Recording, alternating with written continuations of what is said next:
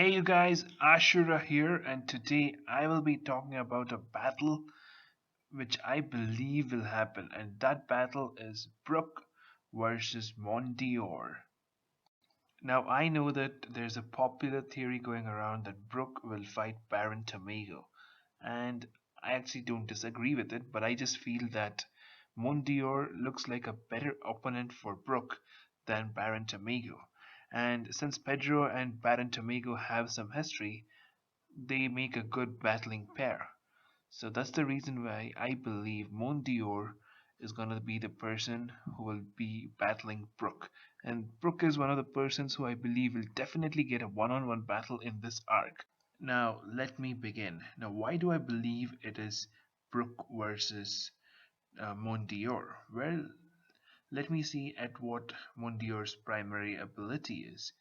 It is something related to books S, but I believe it is a primarily some kind of illusion. Now, in the Straw Hat crew, the two people who can use illusions in combat are Nami and Brook. Now, Nami is mainly uses mirages as illusions, and she tries to hide people, whereas Brook uses his music to form illusions. So their style of illusions is completely different. Now, who among the two is more likely to fight Mont D'or? Now, Nami has already been captured, and even if she fights a villain, it's going to be a feminine villain because till now all the women in which all the villains in which Nami fought has been women. So I believe that Nami will again fight a feminine person here. A female villain here. So Mont D'or will have to be fought by Brook. So that's the main reason why I came to this conclusion. Why doesn't Brook fight Cheese, Bobbin, or somebody else? Well, uh, it doesn't suit him. Uh, Cream looks more like the Minister of Cream looks more like a Logia user. Bobbin, we don't know anything about him. And Smoothie is way too powerful for Brook. So Mont D'or looks like the perfect guy, and his defeat is really vital to the story. I'll come to that slightly later as to why I believe his defeat is really vital.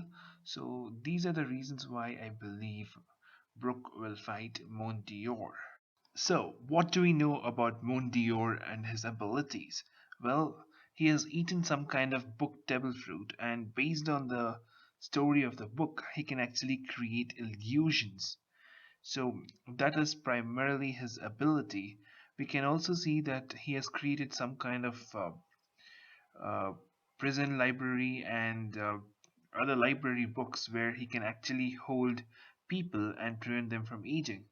So this is his devil fruits ability, and we can also see that Big Mom actually rates Mont D'Or's ability really high, and this is actually evident when she actually speaks with the Vince.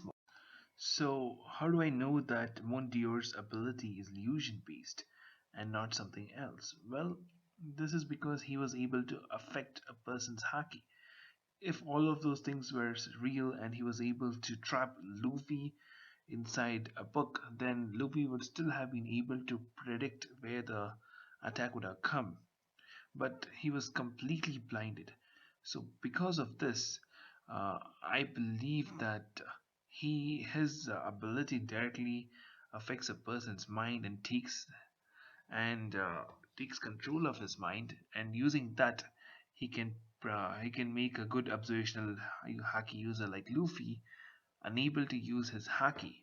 And this is further proven by the fact that Nami, who is not affected by the by Mont D'Or's Devil Fruit, she was able to warn Luffy, and he could actually hear. Luffy could actually hear Nami warning her, but he didn't know what she was warning him. And his since his observational haki failed, he got the blunt of the Cream's attack. So that's the reason why I believe sound is the key thing to defeat Mont D'Or, because sound is not blocked by Mont D'Or's ability. That's the reason why Luffy was able to hear Nami calling out to him. That's the main reason why I believe Brook is the main person to defeat Mont D'Or. Now, the only time we actually saw Brook in a one-on-one battle was on Fishman Island, where he used, or rather demonstrated, two of his abilities, that is Soul Solid and Lullaby Parry. In Lullaby Parry, he was able to put all of his opponents in some sort of music illusion where they were lulled and he could easily defeat them.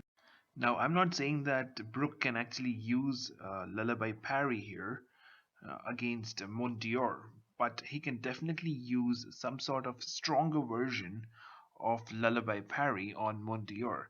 Now, we know that Brook has not shown his full potential yet, and there'll definitely be a stronger version of Lullaby Parry with which he can at least break out of Mont D'Or's illusion by putting an illusion on himself. So using that, he can at least break out of Mondior's ability. Now, this might not actually put Mondior himself in that ability, but if it actually does, it'll be brilliant because then Mondior will have a taste of his own medicine. Now, coming to the other ability which was demonstrated by Brook, that is Soul Solid, we can actually see Brook freeze his opponents, and this can be his deadly move. But I'm not actually talking about Soul Solid here. To defeat this guy here, the final villain in the panel shown, who was actually invisible, Brook used his sound to make out where he was and then was able to defeat him.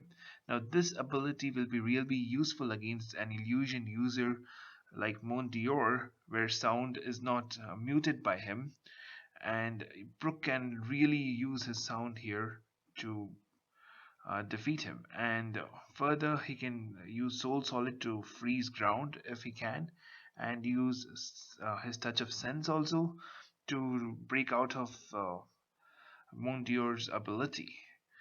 Now, that's the reason why I believe Brook is a very good person to actually defeat Mondior. Now, what will be the impact if Mondior is actually defeated? Well, for that, I would actually like you guys to see as to what Big Mom said about her mystical creature collection. She clearly pointed out that all of the creatures stored in the book were because of Mondior's ability, and due to that, she can store a lot of creatures there, and none of the creatures will age. And these creatures can be lively interacted with Big Mom. Now, if Mount D'Or is actually defeated, I believe that all of these creatures, the centaur, the manticore, the long limbed human, all of these guys will be released. And even if they don't actually cause any real significant damage to Totland, there'll still be a handful for Big Mom and her crew causing a real problems. This will be like how the situation happened in Dressrosa, where all of the toys got converted back to people and caused real havoc there. A similar situation might happen in Totland, and these mystical creatures are not the only thing in which has creatures in them. There's also the book where Nami and Luffy are imprisoned. And that book is the prisoner library book where she has a lot of prisoners in, and these people will be the actual ones who will be causing a lot of problems. If Montior is defeated, I believe all the prisoners, including Nami and Luffy, will be released, causing a havoc throughout Totland. And I believe that these prisoners will be stronger, much stronger, and could be more than a handful. They could actually, in fact, challenge Big Mom's army. And since we can see that there's a lot of prisoners, there could actually be 200 or 300 prisoners easily in that book. This can be a big trouble for Big Mom.